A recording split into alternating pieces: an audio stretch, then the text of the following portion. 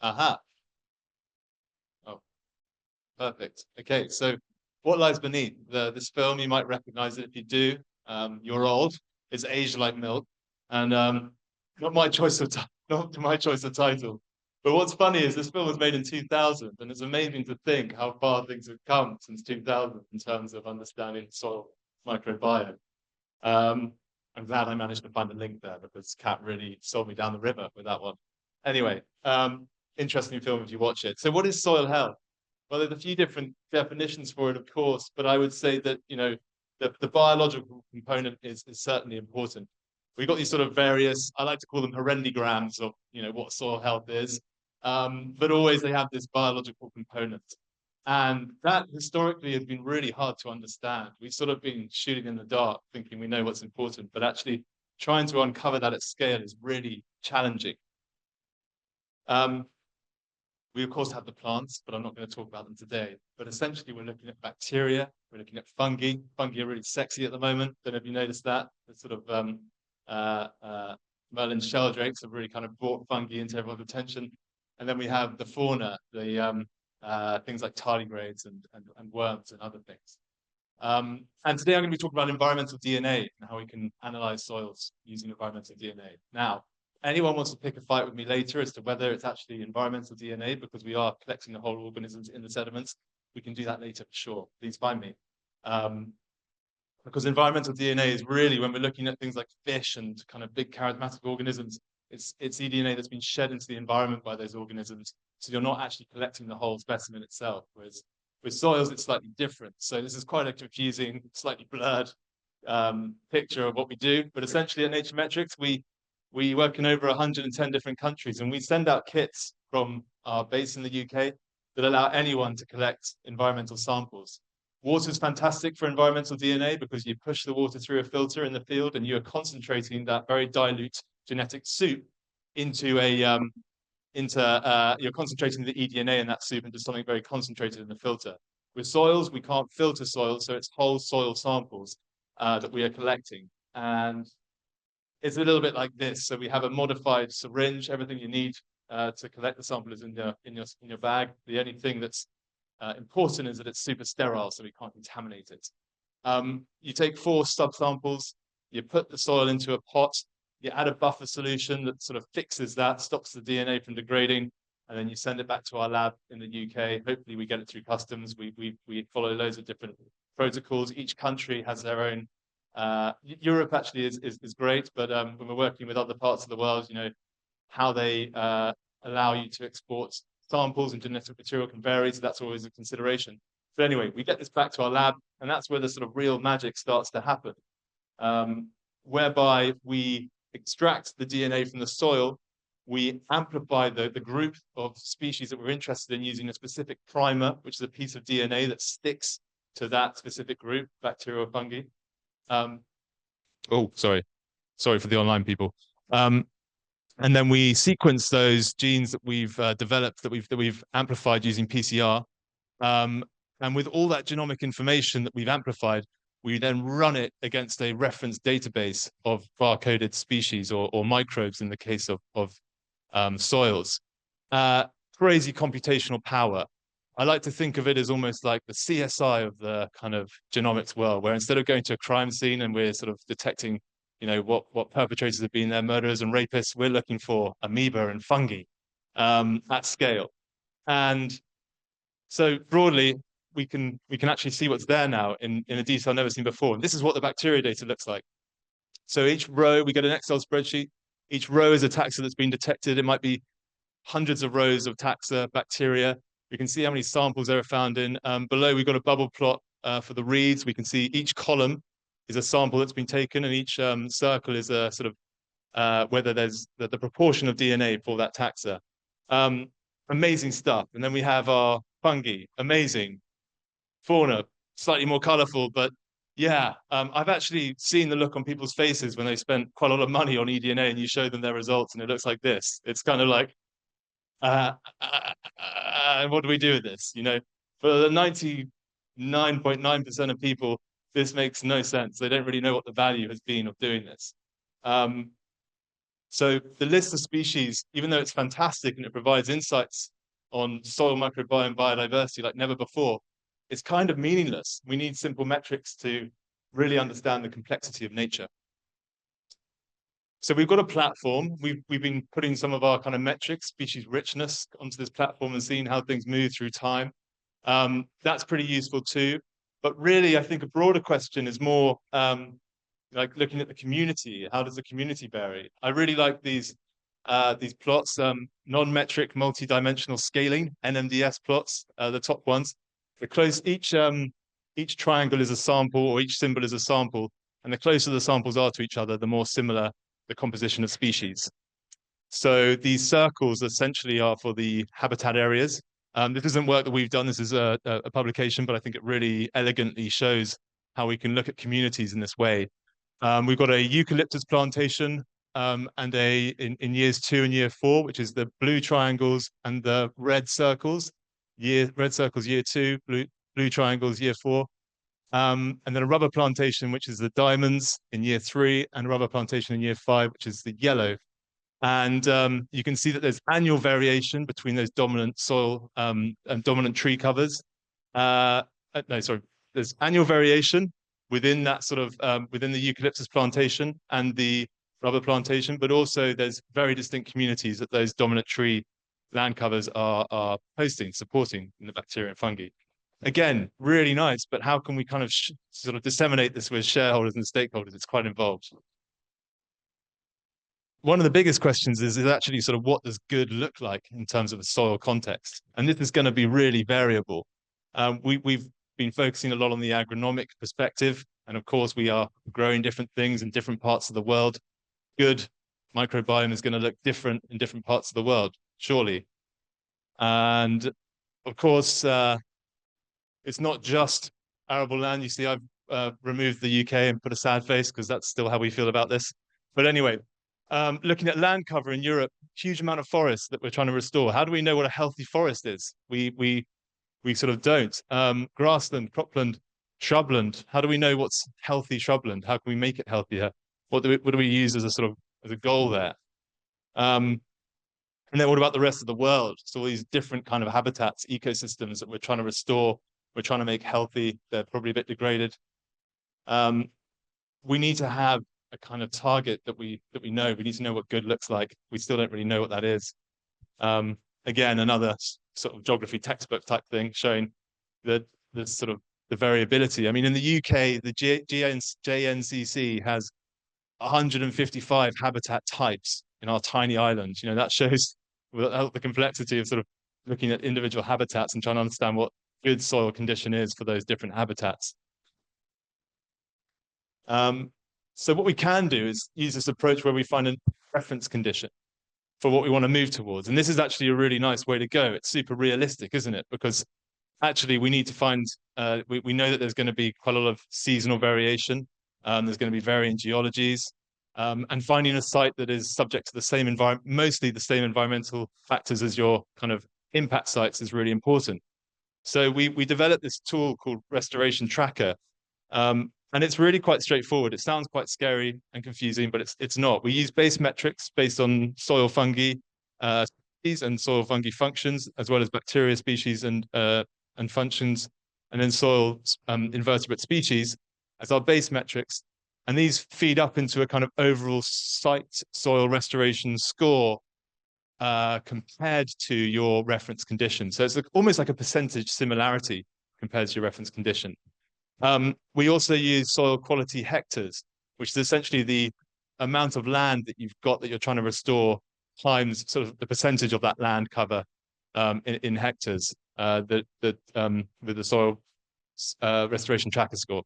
So even I'm getting confused by it, but I promise you it's pretty straightforward. And what that does, the quality hectares provides an idea of the extent, which is really easy to share with stakeholders. So you can say out of that 1,000 hectares, 86, 860 are looking good, that kind of thing, and report on that. And we've got a case study here that shows a really nice gradient. Wherever you see forest in the UK, you can be sure it's not really a forest on anybody else's terms. It's kind of a fragment of a forest. a fragment of a forest.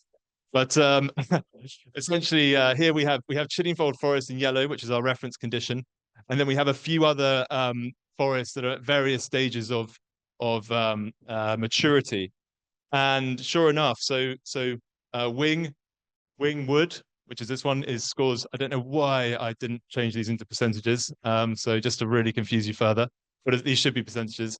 We have 30% restoration tracker score, Pheasant Farm 32%, Wareham Forest 66 in one part and 86% in the other compared to that target condition.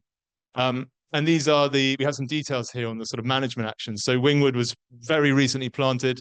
Pheasant Farm is a year older in terms of tree planting. And then Wareham is slightly more established with patch 2 maturer than the other. So it really kind of sets this idea that we're on the right trajectory, and we can start to answer questions such as how long does it take for the soil microbiome to reflect that of an ancient woodland? How far off are we? And how far is the soil from being sort of functioning? And also, increasingly, kind of what's missing. So if we go and have a look at this in more detail, we can see that at our poorest scoring location, exactly which samples sort of let the group down, and it was these ones down here, the paler the worst, and essentially, yeah, they really kind of let the score down. It looks very green there. It could be some very improved grassland, but for the fungi species contribution score and the fungi function, they were particularly weak, with some soil invertebrates being quite weak as well. And we can summarize this with our restoration tracker score. So 30%, and soil quality hectares, 16 out of 52, which is essentially 52 times 0.3. We also can see which species are missing compared to our reference conditions. So at the top, the red is, I'm pretty colorblind, but I'm pretty sure that's red. Is more common in our reference condition. So the ectomycorrhizal fungi are really missing in our restored area because it's only just started to be planted. And we have a few more we have a greater prevalence of parasitic fungi as well. So this could also tell you kind of what's creating quite high tree mortality when you're reforesting, replanting, and it's the prevalence of these parasitic fungi. Yeah, we can look at the invertebrates as well. So we're missing potworms and Echinacea. You're going to laugh at me trying to pronounce some of these names, but yeah, we get a bit more of a sort of mechanistic understanding of where the variation lies here. If we go to Wareham Forest 1, I chose Wareham Forest 1 because it had a much higher sample size than Wareham Forest 2, which is only 5 samples. But again, we can look and we can see particular areas that were sort of letting the score down, as it were. And we can obviously use a sort of site-based approach to then go and actually explore that. Use geospatial analysis, Earth observation, see if that might account for some of these differences too. And then we have our scores that we can look at. We've got our soil restoration tracker score of 66%, 22 soil quality hectares out of our 34 for the land area. And we can also look at it, sort of break it down into the soil fungi and soil inverts to see which one's scoring well. And here we can see the soil inverts are sort of bringing that overall restoration tracker score down. Looking at the species that are present, that are missing and that are present compared to our reference site, we see that these saprotropes, these wood digesting fungi, are really present, much more present in our restored area compared to our reference condition. And again, we've got sort of quite a nice under the hood, so different nematode species as well.